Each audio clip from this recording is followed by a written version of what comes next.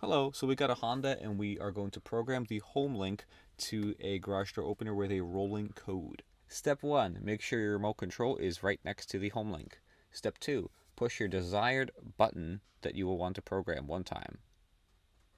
See it is flashing orange, that means it is ready to receive the signal. Now, step 3, push and hold the button on your remote control.